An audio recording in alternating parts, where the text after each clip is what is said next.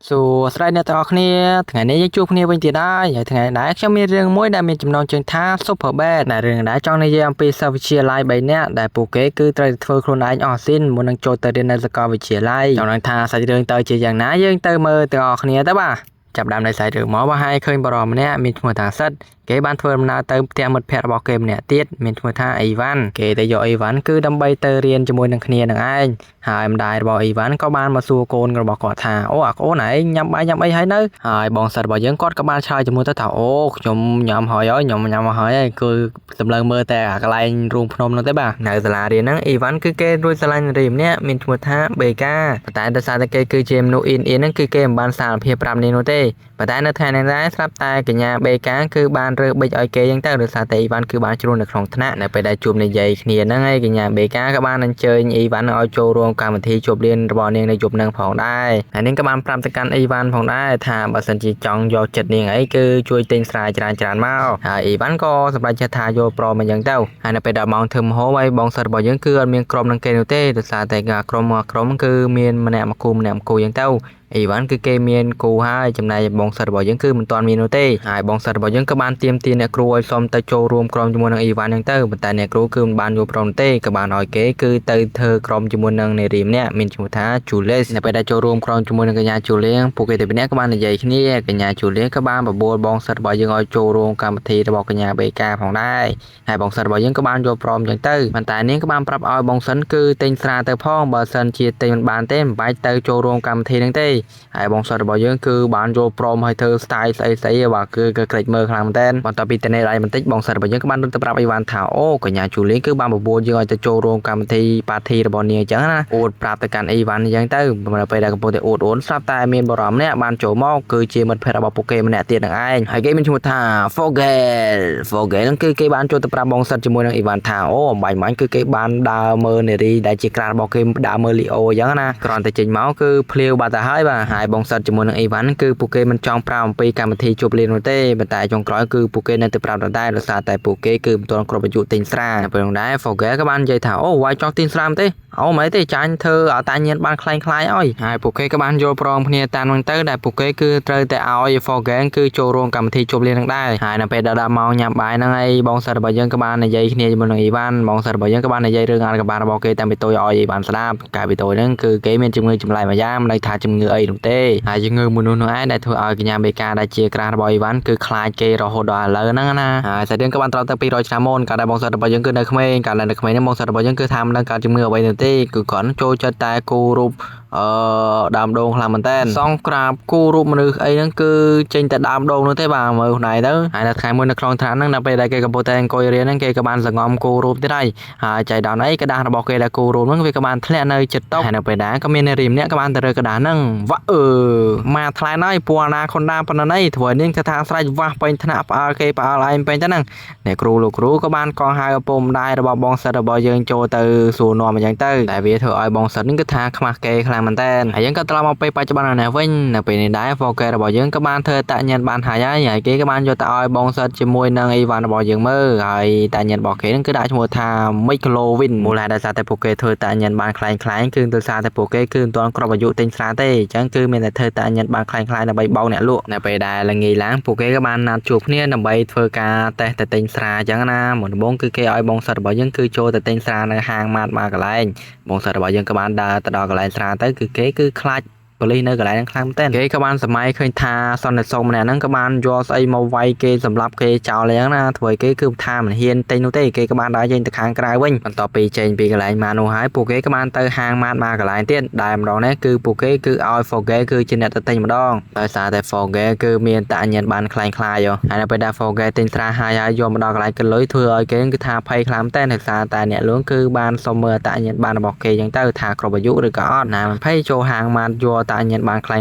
ទៅបង្ហាញគេអញ្ចឹងហើយនៅខាងក្រៅបងសិស្សជាមួយនឹងអីវ៉ាន់ដោយសារតែចាំ Fogel យូរពេកពួកគេក៏បានឃើញស្រីស្អាតម្នាក់ពួកគេក៏បាននាំគ្នារត់ទៅតាមស្រីស្អាតម្នាក់នោះសិនទៅចាំមកវិញអញ្ចឹងណាពេលដែលបងសិស្សជាមួយនឹងអីវ៉ាន់ជិះទៅបានតែស្រាប់តែ Fogel ក៏ត្រូវបានបរិមម្នាក់គឺជាចោងគឺបានចូលទៅវាយម៉ាត់ Fogel តែម្ដងធ្វើឲ្យ Fogel គឺថាដេកស្អាតនៅកន្លែងហ្នឹងកញ្ញាដែរអ្នកលួងក៏បានទេហៅប៉ូលីសដើម្បីឲ្យមកជួយដោះស្រាយនៅកន្លែងហ្នឹងអញ្ចឹងទៅហើយបងសិស្សជាមួយនឹងអីវ៉ាន់នៅពេលដែលពួកគេត្រឡប់មកវិញស្រាប់តែពួកគេគឺបានឃើញឡានប៉ូលីសធ្វើឲ្យពួកគេគឺថាមានការភ័យខ្លាចខ្លាំងមែនទែនពួក ពួកគេក៏បានដើរឡប់ទៅមើលចឹងទៅឃើញថាប៉ូលីសគឺកំពុងតែសួរនាំទៅកាន់ Fogel ធ្វើឲ្យពួកគេទៅពេលហ្នឹងគឺថាភ័យសន្សល់តែម្ដងដោយសារតែពួកគេគិតថា Fogel គឺត្រូវបានបែកធ្លាយអត្តសញ្ញាណអញ្ចឹងទៅតែពេលដែលឃើញយ៉ាងបងសិស្សរបស់យើងក៏បាននិយាយថាអូយើងមិនអាចពឹងទៅលើ Fogel ដើម្បីទៅទិញស្រាបាននោះទេពួកគេគឺត្រូវតែរកវិធីសាស្ត្រផ្សេងកំពុងតែនិយាយគ្នាសោកស្រាប់តែមានឡានមួយគឺបាននិយាយទៅបងសិស្សរបស់យើងតែម្ដងម្ចាស់ឡានមិនស្គាល់អត្តសញ្ញាណក៏បានចេញមកសុំទោសពួកគេទាំងពីរនាក់ប៉ុន្តែពួកគេទាំងពីរនាក់គឺមិនទទួលការសុំទោសមួយនឹងនោះទេដោយសារតែឃើញចឹងហើយបរិមម្នាក់នោះក៏បាននិយាយថាអូមិនអីទេចឹងចាំខ្ញុំលួងចិត្តបងឯងនាំបងឯងទៅកម្មវិធីជប់លៀងមួយទៅចុះនៅពេលដែលលើកម្មវិធីជប់លៀងចឹងហើយពួកគេក៏បានយកព្រមទៅតាមបរិមម្នាក់នោះចឹងទៅបាទហើយយើងក៏កាត់មកមើល Fogel នៅពេលនេះគេក៏ត្រូវបានប៉ូលីសនឹងសុំមើលអត្តសញ្ញាណប័ណ្ណរបស់គេ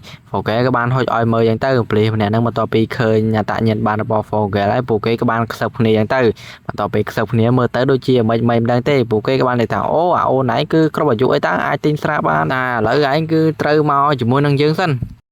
បន្ទាប់ពីនិយាយឲ្យពួកគេក៏បាននាំគ្នាចាក់ជាពីហាងម៉ាតនោះនៅពេលដែលកំពុងតែជិះឡានជាមួយនឹងប៉ូលីសទៅពីនោះគឺថាប៉ូលីសទៅពីនោះគឺថាបើកឡានលឿនខ្លាំងមែនតើគោពេញតែផ្លូវតែម្ដងធ្វើឲ្យ Fogel គឺថាភ័យញ័រលេចអាចលេចនោមហើយបន្ទាប់មកប៉ូលីសទាំង3នាក់ក៏បាននាំ Fogel ទៅហាងបារមួយកន្លែងអត់នាំទៅប៉ុស្តិ៍ប៉ូលីសនោះទេបាទហើយនៅហាងបារមួយកន្លែងពួកគេទាំង3នាក់ក៏បាននិយាយគ្នាយ៉ាងទៅស្រាប់តែមានបរិយាចំណាំម្នាក់គឺបានប៉ះពាល់សម្ដីជាមួយនឹងពួកគេទាំងពីរនាក់ប៉ះពាល់សម្ដីគ្នាជាមួយនឹងប៉ូលីសទាំងពីរនាក់ហ្នឹងណាហើយពួកគេទាំងពីរនាក់ក៏បានដេញចាប់អតានោះយ៉ាងទៅហើយអតានោះវាក៏បានរត់នៅពេលដែលរត់នោះវាទៅបានទៅបុក Fogel បុកចូលទៅកន្លែងហាងបាយគេកំពុងតែធ្វើអីនៅពេលដែលរត់បន្តទៅមុខទៀតស្រាប់តែវាក៏បានទឹកដួលនៅពេលដែលប៉ូលីសទៅពេលនោះវាបានម្ដងវាក៏បានគិតថាអូប្រហែលជា Fogel ជាអ្នកចាត់ការតាហ្នឹងហើយពួកគេក៏បានលើកមេដាយឲ្យ Fogel យ៉ាងទៅថាល្អណាស់កូនណាហើយយើងក៏ក្លេចមកមើលអ៊ីវ៉ាន់ជាមួយនឹងប្រូសិតនៅពេលនេះពួកគេបានធ្វើដំណើរមកតាមបរិយាចម្លែកដែលបានបុកគេនោះហើយនៅកម្មវិធីជប់លៀងនោះគឺមានស្រាច្រើនខ្លាំងមែនទែនប្រូសិតនៅពេលដែលឃើញស្រាគឺថាវាមានកំណត់មួយតែម្ដងចំណែកបរិយាដែលជាឡានបុកប្រូសិតហ្នឹងក៏ត្រូវបានបរិយាម្នាក់ទៀតទៅរករឿងហើយក៏បានវាយវាឡើងទូសាយតែម្ដងបាទនៅក្នុងឱកាសដែលមនុស្សគ្រប់គ្នាបានទៅមើលគេវាយគ្នាហ្នឹងប្រូសិតជាមួយនឹងអ៊ីវ៉ាន់ក៏មានកំណត់មួយថាពួកគេគឺនឹងទៅលួចស្រានៅពេលហ្នឹងតែម្ដងទៅនេះគឺជាអាការរបស់ពួកយើងហើយពួកគេមិនដាច់ចាប់អារម្មណ៍នឹងពួកយើងនោះទេហើយអ៊ីវ៉ាន់ក៏បានយកព្រមជាមួយនឹងបងសិស្សរបស់យើងហ្នឹងទៅតែមកបងសិស្សរបស់យើងគឺចង់ដើរទៅយកស្រាហើយនៅផ្លូវដើរទៅហ្នឹងគឺមានមនុស្សដែលកំពុងតែរំហ្នឹងទៅហើយមានមនុស្សស្រីម្នាក់ក៏បានទៅរំឲ្យដៃបងសិស្សរបស់យើ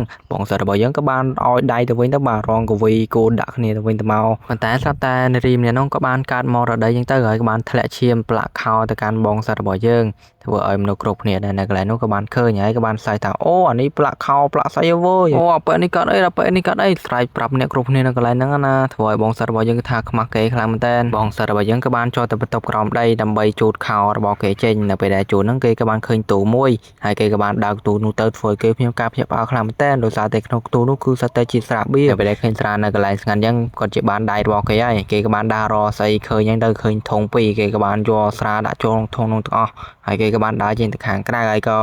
៏ប៉ែអាវពណ៌លឿងវាចង់ទៅរករឿងទៀតណានៅពេលដែលឃើញបងសិស្សរបស់យើងមើលអញ្ចឹងប៉ែអាវលឿងវាក៏បានយកដបស្រាគប់ទៅកាន់បងសិស្សរបស់យើងប៉ុន្តែមិនត្រូវបងសិស្សរបស់យើងទៅទេបើជាត្រូវអ្នកផ្សេងទៅវិញធ្វើឲ្យកន្លែងហ្នឹងគឺថាវាយគ្នាទៅវិញទៅមកផ្អើលវិញទៅកន្លែងហ្នឹងនៅពេលដែលមនុស្សគ្រប់គ្នាកំពុងតែចរាចរបងសិស្សរបស់យើងជាមួយនឹងអ៊ីវ៉ាន់ក៏បាននាំគ្នាធ្វើដំណើរទៅកម្មវិធីជប់លៀងរបស់កញ្ញាបេកាដោយសារតែពួកគេឥឡូវគឺមានស្រាហើយប្រកាសជាអាចយកចិត្តក្រាស់របស់គេបានហើយចំណែក Fogel ណាវិញត្រូវបានអាប៉ូលីសពីរនាក់នាំទៅបាញ់កំភ្លើងបាញ់អីលេងអញ្ចឹងទៅគេមិនហ៊ានប្រកែកជាមួយនឹងអាប៉ូលីសទាំងពីរនាក់នោះទេដោយសារតែគេខ្លាចដែរគេចេះតែអឺជាមួយនឹងអាប៉ូលីសទាំងពីរនាក់នោះអាប៉ូលីសទាំងពីរនាក់នោះនាំទៅណាគឺទៅនឹងតាមហើយនៅពេលដែលកំពុងតែបើកឡានពួកគេក៏បាននាំគ្នាប្រចាំពិលដាក់គ្នាមុខគ្នាទៅវិញទៅមកទៀតធ្វើឲ្យពួកគេក៏បានជ្រុលឆ្កូតនោះទៅបុកបងសិស្សរបស់យើងទៀតហើយបុកបងសិស្សរបស់យើងគឺថាឡើងប៉ើងតែម្ដងប៉ុន្តែគ្មានបញ្ហាអ្វីទេអ្វីដែលបញ្ហានោះគឺខ្ចាយស្រាអស់មួយខ្ដងបាទនៅពេលដែលបុកចឹងហើយ Fogel របស់យើងគឺថាមិនអាចមើលឃើញទេដោយសារតែកញ្ចក់ឡានគឺថាវាបែកយកមើលទៅវាព្រិលមិនស្គាល់ថានោះគឺជាមិត្តភក្តិរបស់ពួកគេទេណាក៏តែមកទទួលក្រោយមកបានគេចេញមកខាងក្រៅធ្វើជក់បរិយជក់អីដោយសារតែអាប៉ូលីសឲ្យជួបបរិយគេបានចេញមកខាងក្រៅទៅក៏បានឃើញថាអូនេះគឺជួបពូម៉ាក់របស់ពួកយើងតើអ៊ីវ៉ាន់នៅពេលដែលដឹងថានេះគឺជាគ្នាអីគេក៏បានបញ្ញាប់រត់ចាក់ជាមីទីនោះតែម្ដងធ្វើឲ្យប៉ូលីសម្នាក់ក៏បានដេញចាប់អ៊ីវ៉ាន់យ៉ាងទៅនៅពេលដែលប៉ូលីសទៅពេលនោះកំពុងតែចរាចរដេញចាប់អ៊ីវ៉ាន់ហើយបងសិតជាមួយនឹង Fogel របស់យើងក៏បានបញ្ញាប់យកស្រាយកអីរត់ចាក់ជាមីទីនោះទៀតធ្វើឲ្យប៉ូលីសទៅពេលហ្នឹងគេផ្ដាំចរាចរដេញចាប់អាណីទេបាទក៏បានចែកជើងគ្នាដេញចាប់ម្នាក់មួយចឹងទៅហើយទីបំផុតអ៊ីវ៉ាន់ Fogel បងសិស្សរបស់យើងក៏បាននាំគ្នារត់មកជុំគ្នាហើយក៏បានរត់ទៅបុកគេក៏ពុតតែដេកបោះតង់នៅមុខទេហើយនៅឆ្កុយទៀតហើយទីបំផុតពួកគេក៏បានមកដល់កម្មវិធីជប់លៀងរបស់កញ្ញាបេកាហើយពួកគេក៏បាននិយាយថាអូពួកយើងគឺត្រូវតែធ្វើការងាររបស់ពួកយើងឲ្យបានសម្រេចណាយកចិត្តក្រាស់របស់ពួកយើងបន្ទាប់មកពួកយើងក៏បានសុចទាំងអស់គ្នាទៅបងសិស្សរបស់យើងក៏បានយកស្រាទៅឲ្យអ្នកគ្រប់គ្នាហើយអ្នកគ្រប់គ្នាក៏បានស្រែកហូទៅឲ្យបងសិស្សជាពិសេសនោះគឺកញ្ញាជូលីក៏បានញញឹមដាក់បងសិស្សរបស់យើងផងដែររីឯ បានគេគឺមិនទាន់ហ៊ានទៅនិយាយមួយនឹងកញ្ញាបេកានោះទេគេក៏បានចូលទៅហាន់សមនៅក្នុងបន្ទប់ទឹកសិនហើយក៏បានផឹកស្រាផឹកអីដើម្បីឲ្យមានភាពក្លាហាននៅក្នុងខ្លួនហើយតែគេគឺជាមនុស្សអៀនច្រើនអញ្ចឹងហើយចំណែក Forge គេគឺជាមនុស្សខ្លាចច្រើនគេក៏បានឃើញក្រាស់របស់គេកំពុងតែរំបាញ់ចេញស្អីៗអញ្ចឹងណាគេគឺដាច់ចិត្តហើយរងតែអញត្រូវទៅក្លាហានវើយបើមិនក្លាហានទេអត់ជួយបរាយឡើយឥឡូវចូលទៅរំមកគេក៏បានដើរចូលទៅក្លាហានតែម្ដងបាទហើយគេក៏បានចូលទៅរងកវីគូតជាមួយនឹងក្រាស់របស់គេទៅហើយក្រាស់របស់គេក៏បានឲ្យដៃទៀតហើយអាហ្នឹងគឺជាឱកាសរបស់គេហើយយើងកាត់ទៅមើលអ៊ីវ៉ាន់វិញនៅពេលនេះគេដាច់ចិត្តទៅនិយាយជាមួយនឹងក្រាស់របស់គេហើយកញ្ញាបេកាគឺនៅពេលហ្នឹងគឺនាងកំពុងតែស្វឹងខ្លាំងមែនតើ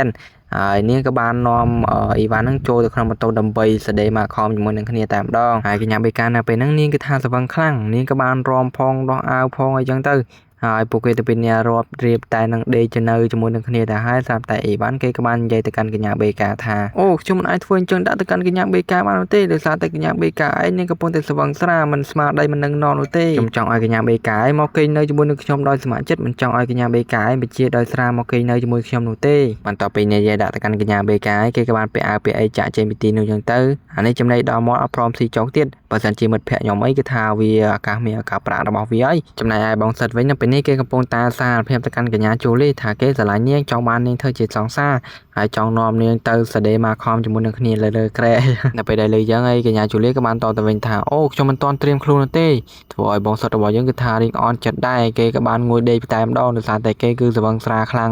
គេក៏បានដួលបោកក្បាលចំទៅភ្នែកកញ្ញាជូលីធ្វើឲ្យកញ្ញាជូលីគឺថាដើរចេញពីទីនោះបាត់ទៅហើយបងសិតរបស់យើងក៏បានដួលសន្លប់នៅពេលដែលគេភ្ញាក់ឡើងទៅវិញហ្នឹងគេក៏បានបញ្ញាំទៅរកអ៊ីវ៉ាន់ដោយសារតែគេគឺបានឃើញថាប៉ូលីសទាំងពីរនាក់នោះក៏បានមកតាមរកពួកគេទៀតហើយដោយសារតែអ៊ីវ៉ាន់ស្វឹងស្រាខ្លាំងពេកគេក៏បានលើកអ៊ីវ៉ាន់ចាក់ចេញពីទូនោះហើយ Forge គឺថាមិនដឹងនៅណានោះទេហើយយើងក៏កាត់ទៅមើលបង Forge នៅពេលនេះគេកំពុងតែគេនៅជាមួយនឹងក្រាស់របស់គេហើយកំពុងតែស៊ីអារម្មណ៍សុកសងស្រាប់តែអាប៉ូលីសទាំងពីរនោះទៅកាត់ចង្វាក់ពួកគេទាំងពីរនាក់តែម្ដងធ្វើឲ្យដាច់ឆ្កេះអស់លេងហើយ